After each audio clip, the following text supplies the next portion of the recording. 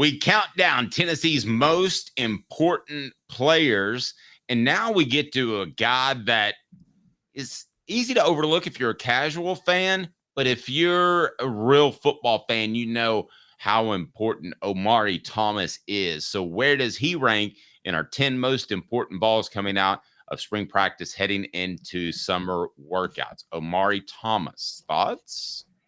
Yeah, so we have Omari Thomas at number 8, and honestly, he could be higher. Omari Thomas is the most experienced veteran leader of this defense, and it's not every day a defensive tackle is that type of guy.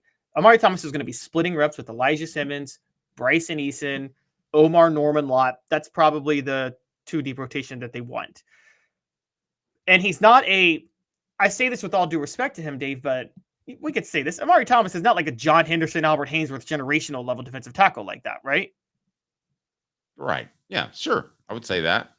Yes. So that's the only, it made sense when John Henderson was the leader of the defense in 2001 as a tackle, because that guy was so generationally, just so gifted and such a generational talent.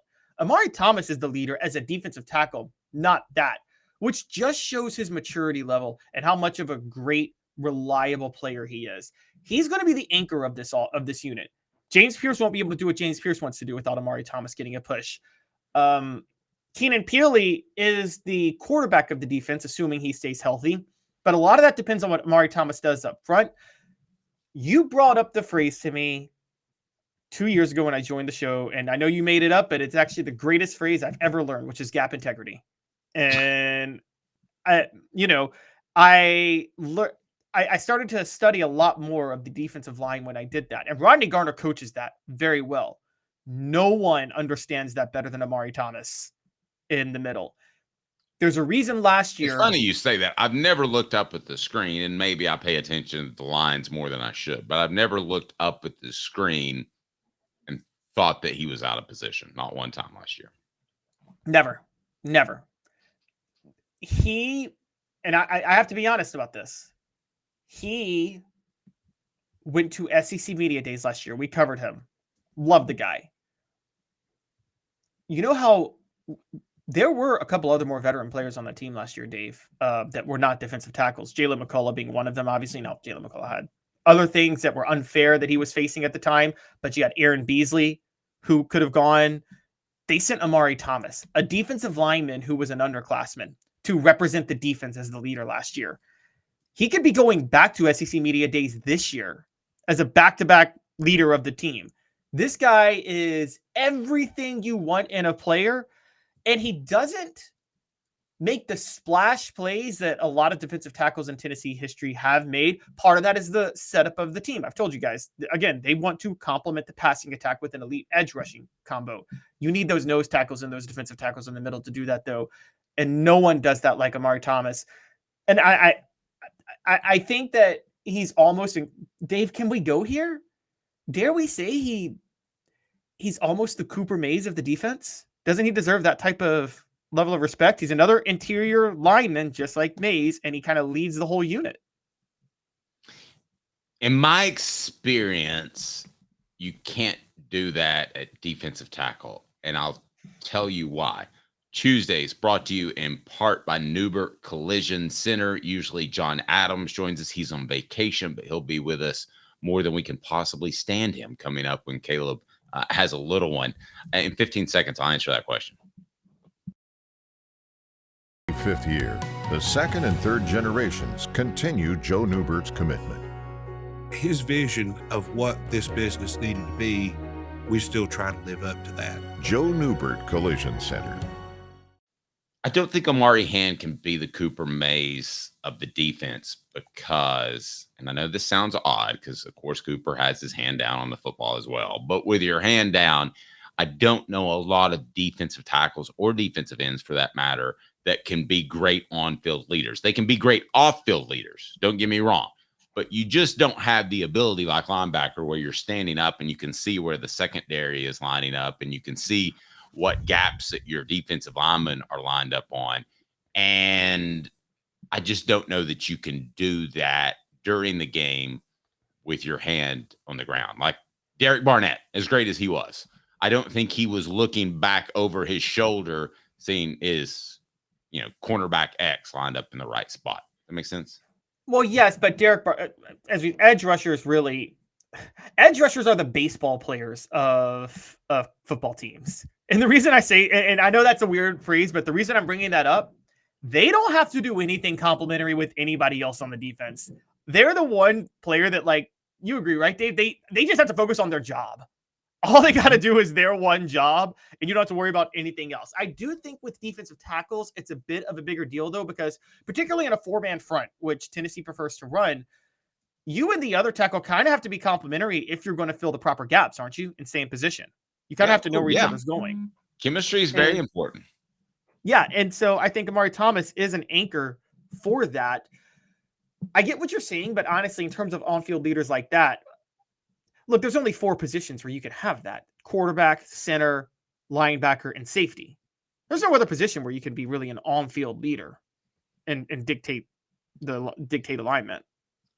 And actually affect scheme and X's and O's. Yeah, I would say that's absolutely right. Well, I mean, if you wanted to say strong safety, like we've talked to Fred White so many times, it was kind of him and Dion that would affect what they did in the secondary. So I guess you could say 2 safety positions, but you would think one. But one could if you needed them to. Yeah, no. So I agree with you. Your greatest on-field in-game leaders need to be safety, middle linebacker, center, and quarterback. Right down the middle, strong down the middle, just like baseball. That's very true. You're right. Center field, shortstop, pitcher, catcher. I mean, it's funny that we talk about how you want to be great at left tackle, and we talked about the movie The Blind Side and all of that. But really, when it comes down to it, wouldn't you rather be great at center? Isn't that why Bill Belichick took the Cole Strange kid, I think, from UTC in the first round? Now, Bill Belichick doesn't have a job, but it seems like left tackle is where you want your elite lineman, but why not center? I think you need to be smart at center. You need to understand. You need to be able to understand certain things at center. The physical gifts you need at left tackle or even right tackle. You don't have to be as physically gifted at center, but you have to understand things. The best example of that is Jeff Saturday, who, maybe we'll bring him on a show one day. I'm kidding. We don't have that connection to ESPN, but I think is the most overrated center of all time. He understood assignment. Jeff Saturday. Oh, he just texted me. He wants to be on the show. By the way, I think Cole Kubelik's going to be able to join us on the show before long. Heard from him. Go ahead, sir. Jeff Saturday understood assignment football, but he was super undersized. But all he had to do when he was snapping for Peyton Manning is Peyton Manning would say, hey, block this way, block that way. Figure out exactly which way to force the defensive line on the initial snap, and I can step the other way, and I'll have the throw out before they get there. That's all Jeff Saturday had to do. He never had to maintain a block his entire NFL career, okay? Because all Peyton Manning needed to do was force defensive linemen a certain way. By the way, there is some of that in this offense, but not as much. There is a lot of, and this is the underrated part of Josh Heupel's offense, there's a lot of being expected to maintain blocks, isn't there, in Heupel's offense? Not just forcing linemen a certain way so the quarterback can step the other way. Yeah, absolutely. Yeah, you're expected to maintain blocks. So, but Peyton's whole system was, you don't got to maintain a block. Just force the line a certain way so I can step the other way and have 2 seconds to get rid of the ball. That's all I need. Now, I will say that on the other side with Omari Thomas, this is the underrated part about Tennessee. They're such a finesse team, Dave, but we keep talking about important players in the trenches because they're so good in the trenches this year relative to other teams. And Omari Thomas is a huge part of that.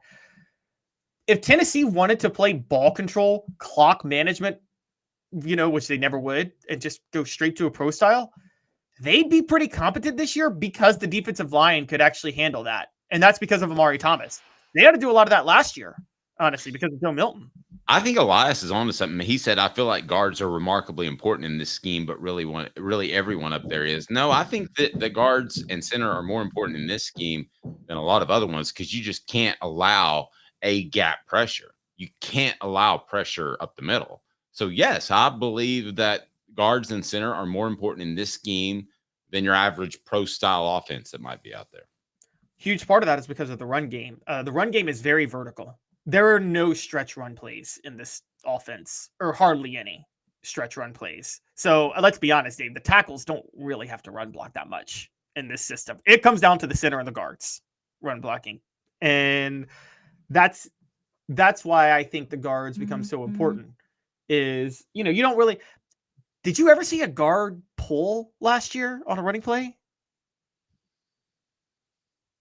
Oh gosh, I'm sure they did. I mean, that's love quiz radio. I don't.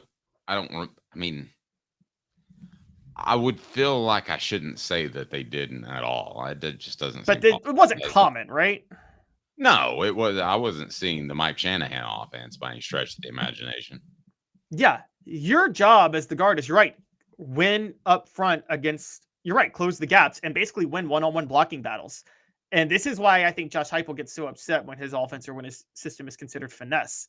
Everything with Heupel's system starts in the trenches still. That's one of the underrated parts about Josh Heupel's team. And it's funny because I used to say that about I used to defend Butch Jones's offense in this way because it was a spread offense, but offensive linemen were taught to hold blocks and maintain blocks. It was that smash mouth spread that he ran, kind of with zone read principles. I think that's what his value was for Nick Saban, honestly, was that he did whatever else you think about him. He understood maintaining blocks in a pro style manner while running the spread. Let's go to the. I'm sorry. Go ahead. I was saying Josh Heupel expects that from at least his interior offensive linemen in the running game. Agreed.